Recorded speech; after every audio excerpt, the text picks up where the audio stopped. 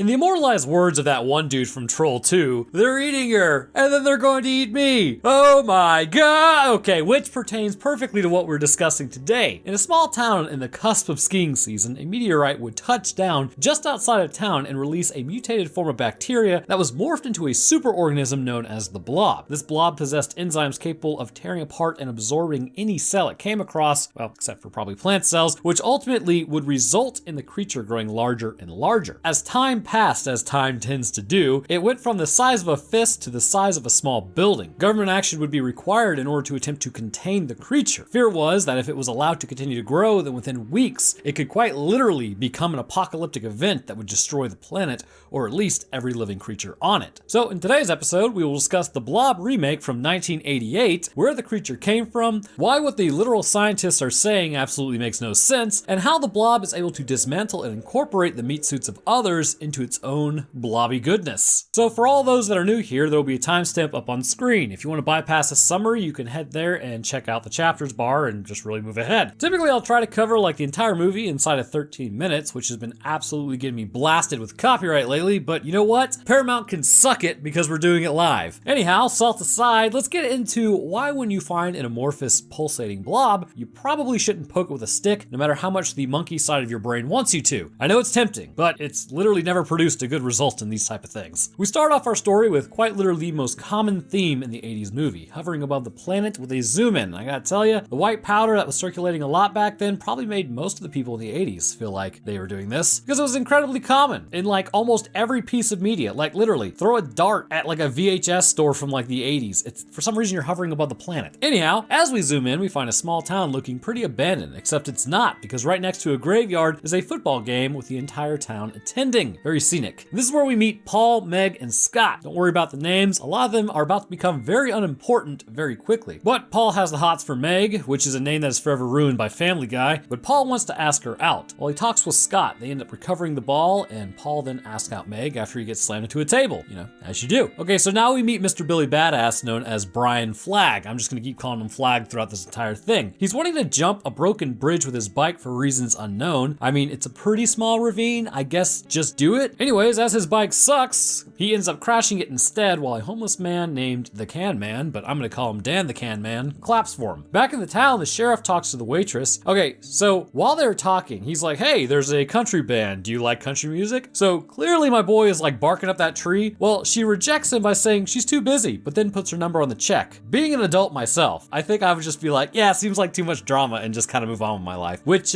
would have benefited the sheriff had he done that. Anyhow, as he exits, he follows Flagg, who appears to be a common issue in the town. We learn that Flagg is turning 18, and if he messes up again, he's going to big boy jail. Flagg then goes to the mechanic in town and asks to borrow some of his tools to fix up his bike in the Grove. The mechanic agrees to lend him the tools, but as they discuss how it barely snowed the last few years, they're kind of wondering if the town is just going to completely dry up. Also, pay attention to like the Snowmaker 9000 back there. Later that night, as Dan the Can Man is starting his recycling program, he looks up and spots a meteorite coming straight for him. Missing him by a few feet, I can't help but think the sonic boom would be incredibly loud and maybe disorientating, but oh well. Moving back into town, we see that Scott and Paul are at the pharmacy picking up protection. Alright, so I've actually got like younger people in my audience, so listen, just get what you need to get. The 2 minutes of awkwardness is definitely worth not having a kid for 18 years. Plus, you can always just blame it on your friend like Scott does. And also, just as a final point, lifestyles are life starters. Remember that. But anyways, as the Reverend comes up, Scott ends up saying that they're for Paul, as he's going with a real naive girl tonight. The pharmacist looks less than happy, suggesting that he doesn't need protection, he needs a muzzle. Although I will say, if you do this to your buddy, you are a complete turd Ferguson. Back out at the crash site, Dan then walks over to the broken container. As he pokes it with a stick, see, bad idea, it ends up attaching to his arm. We now jump over to two random kids, Meg's little brother and another one. As Paul shows up to pick up Meg, she wants to, introduce him to her father. And surprise, surprise, it's old Papa Pharmacist. And I gotta tell you, there's nothing quite like meeting your date's dad in one of those situations. A different time, a different Roanoke. So back at Elkin's Grove, Flagg is working on his bike at night with no flashlight. Dan shows up and tries to cut off his own hand to get the goop off of it, but then it moves further up his arm. As Paul and Meg drive along, they actually end up running into Dan, assuming Flagg had run him into the middle of the road. Paul tells Flagg to get in because the cops are going to want to ask questions, and then Paul threatens Flagg, and then he ends up just coming along to the hospital anyways. As they bring him to the hospital, the nurse does her nurse stuff, and they attempt to explain to her that it's some sort of acid on his hands, and he's in great pain. She buzzes the doctor, but seems rather disinterested in his plight. They put him in a room and then just sort of like leave him there, and Flag at this point deuces out to go work on his bike in the pitch black darkness again, as Paul and Meg spend their first date filling out medical paperwork for a man that they don't even know. As Paul gets up to get Meg a diet soda, which I break off, did you know that crap actually causes weight gain than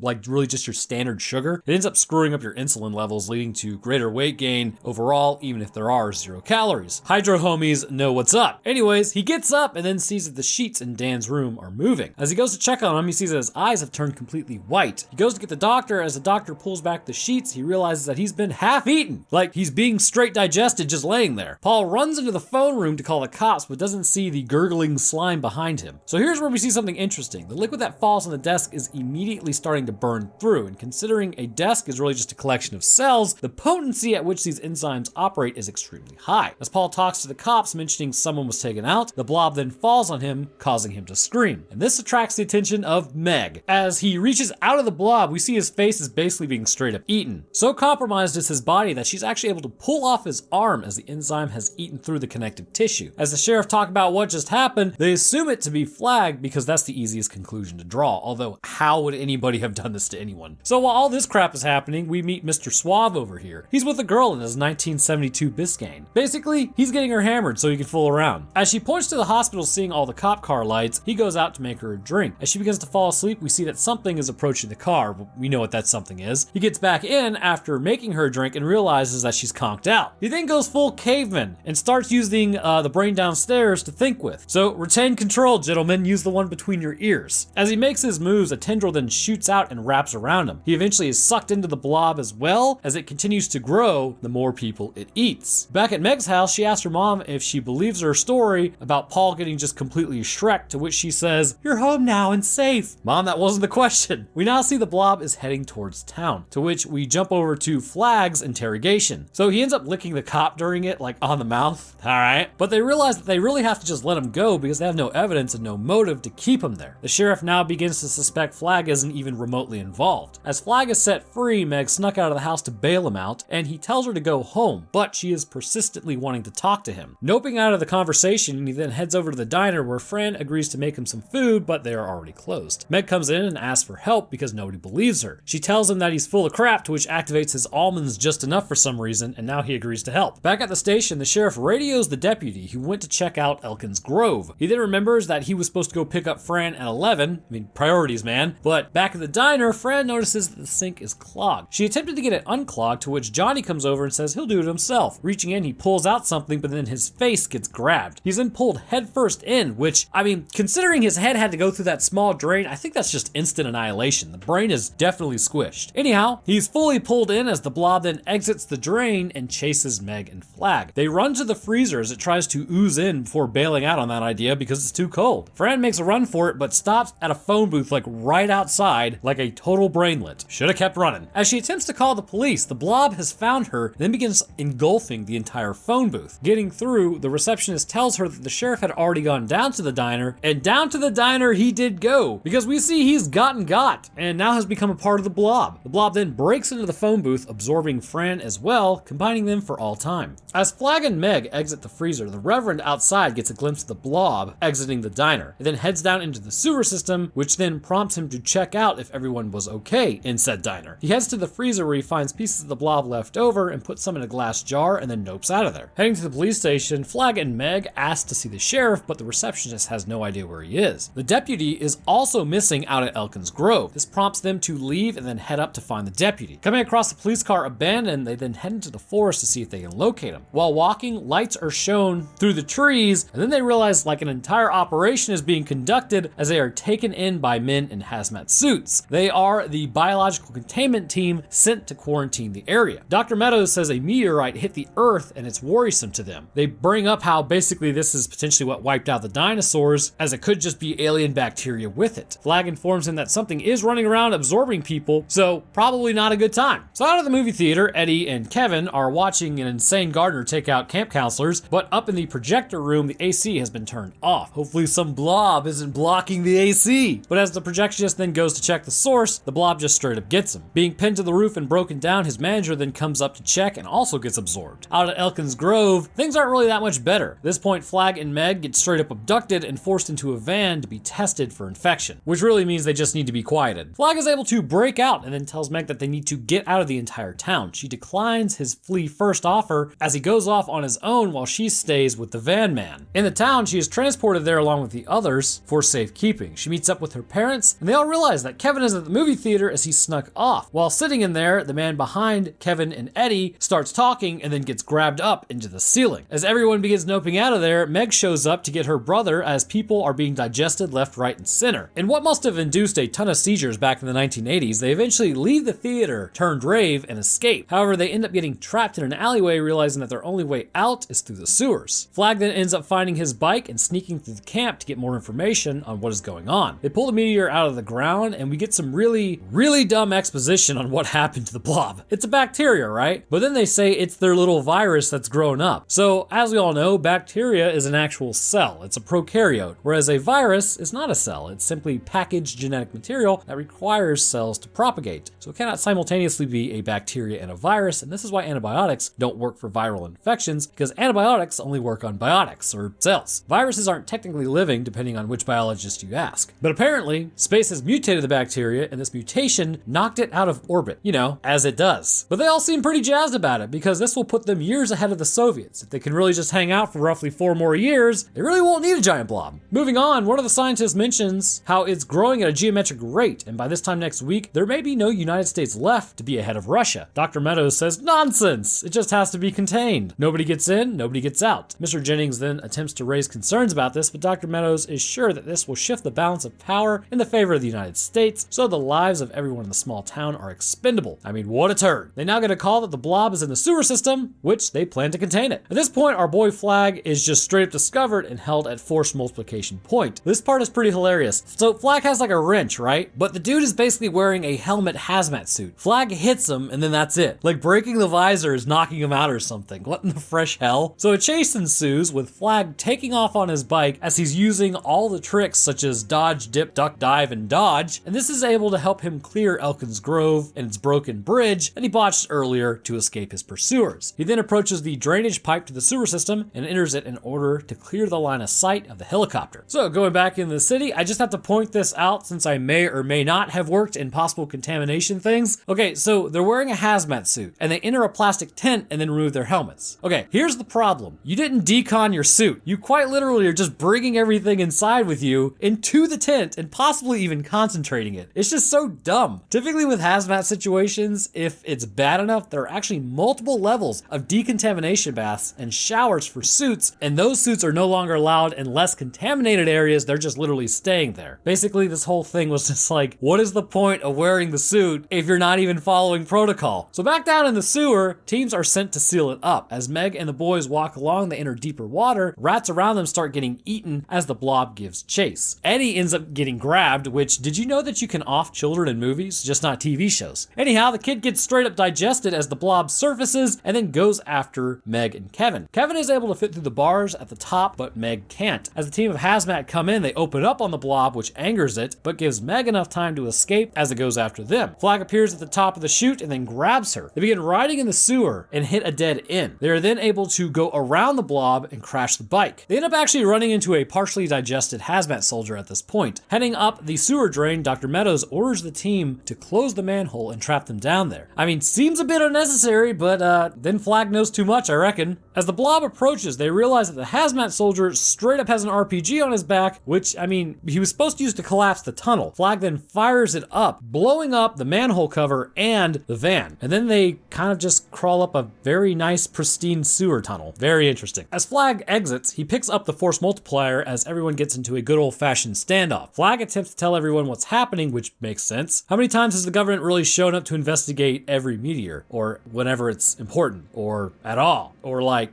to help out, or okay, anyways. As Meadows tells him to take out Flag, he gets pulled into the drain and then digested. The Colonel now has control of the operation and drops sensor charges down the hole to take it out, which then activates the almonds of the blob and makes it upset. As everyone stands around gloating, it just straight up explodes out of the ground and begins to do like basically a full-scale attack on the town. Going after the Colonel, we see how useless the grenades are against it. It ends up grabbing a few soldiers and civilians as they all barricade themselves in the town hall. We now see fire has very very little effect on it. Granted, maybe enough time wasn't used, but we do see that a fire extinguisher works extremely well. Inside, everyone begins barricading the doors rather than just running out the back, and Flag now jacks the Snowmaker 9000 truck. Back inside Town Hall, the deputy then gets turned into a man-witch and folded in half the wrong way, and Flag turns on the Snowmaker to subdue the blob, and then runs into it like a proper brainlet. Like, bro, you had it! As it attacks the truck, Meg realizes Flag's about to get snacked on, so she opens up on it to make it angry. This attracts the attention as he sets the charges. Which, how did she know how to set these sensor charges? The world may never know. As she goes to jump, hilariously, her leg gets caught, but Flag is able to escape the truck now and help her out before the charges blow, which drops snow everywhere and then subdues the blob before it can eat the planet. Later on, the Reverend has joined the God Squad a little more deeply and set up a tent. As he preaches about Judgment Day, a woman comes back to ask him when it's actually coming, pulls out a jar of the blob from the pieces he obtained, and says it's soon. So the question is, why is he now evil? Is it because of the burns? Doesn't matter. He's waiting on a sign to release the goop once more, much to the dismay of humanity, just like Gwyneth Paltrow. So first things first, you may be scratching your head at the blob being what is considered to be an altered bacterium, changed by the radiation located just beyond our ionosphere. Kinda seems like a bit of a cop-out, doesn't it? Oh, this bacteria has developed entirely new traits based on virtually nothing and now engulfs living creatures on Earth. Well, the reasoning is we know bacteria really does not engulf other prokaryotes or eukaryotes. While being an absolutely amazing way to acquire nutrients for the cell, it's something that is really only seen widespread in eukaryotes. But based on what we were seeing the bacterium actually do to a person when it engulfs them, how is any of this possible? Well, I'm actually pretty jazzed about the fact that while not mentioned in the movie explicitly, there is actually a bacteria that performs phagocytic actions to take in other cells around it. This phagocytosis is conducted by a bacterium known as a planktomycete, or its scientific name, don't make fun of me, Canidas uab amorphum. Yes, it sounds like a Harry Potter spell, but we'll just stick with planktomycete. This bacteria is highly interesting for several reasons, the largest being that because it seems possible it could be a form of progenitor or something similar to it that could have caused the creation of the eukaryotic cells. So again, prokaryotes are not known to absorb other cells. They are limited by their size and their own genetic coding. But somewhere along the line, things changed during the course of evolution. When prokaryotes were floating around in the ancient oceans of Earth, eventually, possibly during a time of scarcity for the cells themselves, one ancient bacteria ate another by invaginating its cellular membrane and drawing it in. That's a real word, by the way. But once this process yielded fruit and nutrients to the bacteria, this helped it to thrive when others likely didn't, especially the one it literally just ate. Now, this is an exceedingly rare adaptation. In fact, as to my knowledge right now, this is the only one, if not, there's just a few out there that can actually do this. But upon doing so, we begin to see a change and shift towards eukaryotes. At some point, the ancient bacterium engulfed a cell and then didn't destroy it. Now, this may be because it was potentially damaged to the cell itself and it lacked digestive enzymes, or because the engulfed cell was putting off energy the bacterium was finding useful. But the cell was allowed to stay, and this cell would be known as the powerhouse of the eukaryotes, the mitochondria. Over time, organelles would begin to form, and the mitochondria would continue to run the metabolism of the cell, which is why it possesses its own set of genetic coding from our own. Albeit over time, a lot of its coding was lost and it became more integrated into the eukaryotic cell. Which, side note, there's a hypothesis out there right now that cancers are actually these mitochondria refusing to shut down. In certain cancerous cells, it's been found that they have higher levels of mitochondria. So even though the cell is being told like, hey bro, it's time to perform apoptosis, you're done, and even the cell is trying to oblige to that request, the mitochondria, having its own cell once upon a time, vetoes this and keeps the cell running, which then becomes cancerous. It's pretty interesting, but I digress. The key here is that long ago existed a bacterium that could engulf cells and destroy them. And even today, we still have likely a descendant of this engulfing bacteria that takes up smaller bacteria and then uses them for fuel and resources. But then the question is, what does this process look like and how are the cells used for what basically comes down to just food? When a cell is taken in, which by the way, I swear there is a reason I'm telling you this, the cell is essentially surrounded by a membrane to protect the internals of the engulfer cell for what's about to happen. A packet of enzymes and oxygen reactive material is then sent in, which fuses with the internal membrane structure that has been created. This is then released onto the cell and begins breaking it down. Once the enzymes are used up and the cell is thoroughly turned to slush, the internals of that cell are taken and then added as nutrients to the cell, while the waste is then exocytosed. This basically is the process of digestion and nutrient acquisition in a nutshell. For your own information, in a lot of cells that become damaged or too old, the cell can be told to undergo apoptosis and will actually do do this to itself, where in a lot of instances, this will have the cell release its lysomes internally and destroy everything. And also there are some immune cells known to do this on purpose, which is they leak their contents out into the surrounding area and then destroy invading pathogens. Cells are actually pretty wild if you didn't know. Literally, you take like all the weird stuff that humans do, we're just sort of like a macro scale of a cell. So this would perfectly sum up that the bacterium chosen for experimentation would in fact possibly be a precursor to the eukaryotic version of a cell, something that is very rare in nature concerning prokaryotes. One of the things that a lot of people don't realize is bacteria typically gets along extremely well with others in its own colony, and in some cases different versions of the bacteria will get together and almost have specialized jobs to make them more capable of surviving environments that they would normally have a tough time in. Some bacteria has been known to produce a sort of slime or mucus that prevents antibiotics from entering the immediate area, which other bacteria will then enter and live with this colony and survive. Not to mention, through conjugation, information is shared on a near constant basis between bacterial cells, genes are swapped, immunities and traits gained, and the general survivability increased, cats and dogs living together, chaos. Using planktomycetes as a base for experimentation, it would have been sent up into space. Now here's the thing, Dr. Meadows could have been using it as a colloquialism when he referred to it as a virus, but I kind of acknowledge this does happen quite a bit, but there also is a second possibility. Maybe a virus was used in the experimentation process. Now with today's technology utilizing CRISPR, we know we can implant genes into bacteria and induce changes in expression, but back in the 1980s, this would have seemed absolutely ridiculous to suggest. So I do doubt that a virus was used in some way to change the planktomycete for this purpose. Instead, it was purely experimental, which is what the doctor was hinting at. Also, there's one guy in my comments who was really mad that I was mentioning CRISPR. All I can say is if you're watching, huge bra moment. The reason that I think it was more of a chuck it at the wall and see what sticks is because of how surprised they were when they realized this creature was growing at a rate that it was. Say like if this was an intentional genomic change, then they should not have been surprised by the information that it was growing. Which leads us to our next question. What happened in space? I believe personally that there are several areas of the genome that was affected. The first being the gene responsible for the production of the phagocytic ability. Whenever a cell wants to engulf another, it almost has to extend a piece of itself outwards around the cell, enclosing it, and then take it in to be destroyed. The dexterity of the blob to be able to extend not only a protrusion of its body, but also on a cellular level, a piece of its cell is beyond anything that we have seen on a macro level. Think of it this way. The blob can probably smell you, right? Or it feels your vibrations, and that's how it's hunting. Because it is a living thing capable of reacting to stimulus within its environment, then this means that each cell almost stretches out together at once to grab onto prey. Starting with the pseudopodia, or projection of the cytoplasm into the direction of the cell that it wants to go, which by the way is basically the foot of the cell in some instances. So now we've talked about cell feet. This causes the cell to reach outwards, pushing the next cell next to it, to which then that one also reaches outwards, and so on and so forth until you have a long protrusion capable of grasping people and then bringing them into the fold of the blob to be broken down. When a person is being broken down internally, this is essentially confirmed by what we have seen the blob do when it comes into contact with human skin. So take Paul for instance. When he was getting broken down, it was insanely fast, right? Well, the reason is as the blob was dragged across the surface of his face, it was taking cells away with it, and each cell of its own was literally just ripping them off. Those cells of Paul were absorbed by the mutated planktomycete as the one behind it would then grab onto the next cell, and so on and so forth. This broke Paul's body down extremely fast, whereas when we see the sheriff, he was just sort of existing in a definitely quasi broken down state, but was still the same basic shape. And this is because movement affects how quickly the body is being digested. With movement, new material comes into contact with new material. The sheriff, while definitely being bodied, did not have the blob cells coming into contact with him on a continuous basis, so the cells directly in contact would have been busy digesting the current cells. But this leads us to where I believe the next sequence of genes to be affected were, and those are the genes responsible for the digestive enzymes. It's clear to me that the enzymes are well beyond what a normal lysosome would be. While hydrolytic enzymes within the cell can get down to a pH of about 4 or 5, indicating a fairly strong acid, to actually drip onto a table to cause it to burn, this means that the genes of the bacteria would have to be altered in some capacity to become stronger or produce stronger enzymes. It's also entirely possible that as the blob was able to pick up nutrients from the human body, it was also able to make stronger and stronger acids by incorporating the tissues of the human body, say like the stomach cells for instance, to use these acids on prey it captured later. And this might be why it took so long to sort of, say, melt down the hand of Dan the Can Man, because it did not have as strong acids. Whereas after it had already reached his own stomach, that's when it was able to really take off. But another area of genomic change would be the mitotic pathways and signaling. As it is stated in the movie itself, the creature is growing at a geometric rate, which means,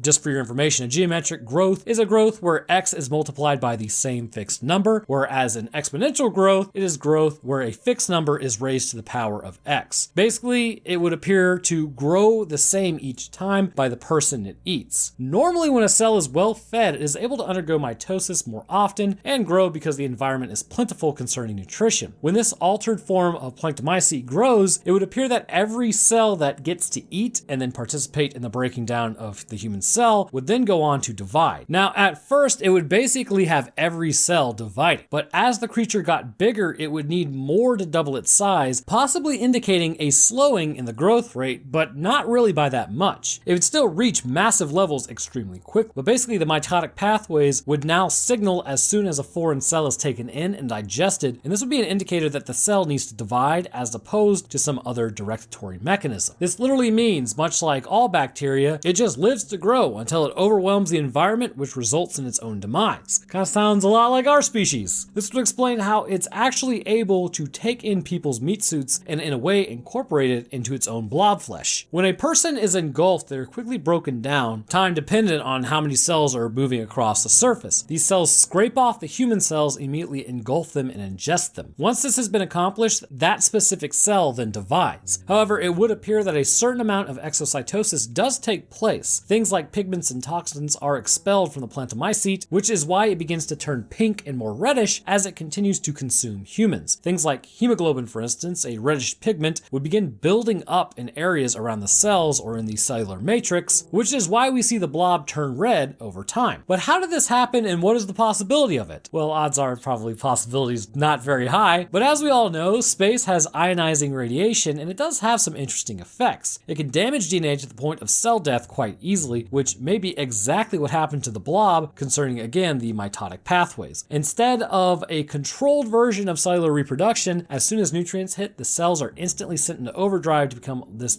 giant cancer appearing massive and growing larger and larger. But the reality is, the only thing that really would have happened to this bacterium when exposed to this type of radiation for an extended period of time is complete and utter genetic coding degeneration. As pieces of DNA were broken and bombarded with ionizing radiation, this would have been too much for the repair functions to overcome, which would have ultimately resulted in the cell either undergoing apoptosis or really just accidentally destroying itself because it has no control over its own lysosomes. Finally, the last thing I'd like to discuss is the actual subduing of the blob. We see that supposedly fire is not very effective, but I disagree. When subjected to a little bit of flame, the blob was able to lash out at the source and destroy it. This was clearly a threat to its existence and was likely destroying cells, and then those cells were producing basically chemicals to alert other cells that it's under attack, and that's how it's able to communicate. But I would also hazard a guess to say that given a little more time, the guy working the flamethrower may have been able to destroy it. Freezing, however, would indicate that this is a superorganism of single-celled organisms working together. As the cells are frozen after meeting the cold underneath the freezer door, they are left behind and are only loosely bonded to the larger blob structure. Because we see the other blob cells fall apart into frozen chunks, this means that there really is no strong bond in the blob itself. The cells are individually acting but in a larger colony, resulting in a creature that is more capable because of the sum of its parts. This means that once the cell itself was slowed down, it was easily broken apart due to the lack of really any connective tissue. The blob, despite not being mentioned, appears to be a planktomycete based on the fact that it was a bacterium plucked from Earth capable of engulfing foreign cells and material. Upon being shot up into space, radiation would go on to change the genetic structuring of it, which ultimately would have profound impacts on its ability to survive and our ability to survive should it become way too rampant. Being that it's a living organism, it was able to react to the environment it found itself in and begin hunting humans, seeing as they were the most abundant food source. It appears to prefer animalia cells due to the fact that plants have cell walls, and it really did not appear to eat any of the plants that it came into contact with, but we have seen that its enzymes can actually burn through those type of cells. But its hunting strategy may be because it's really reacting to the vibrations in the environment, such as from yelling and movement. Upon taking in the human body, the digestive material, which it was able to utilize to break down the bodies and cells, would mean that it was not only eating, but using the bodies it broke down too. This ultimately would cause the blob to grow in size as it ran through more and more people before getting stronger until finally it was subjected to freezing temperatures which subdued the cellular activity, making it vulnerable once more and able to be contained.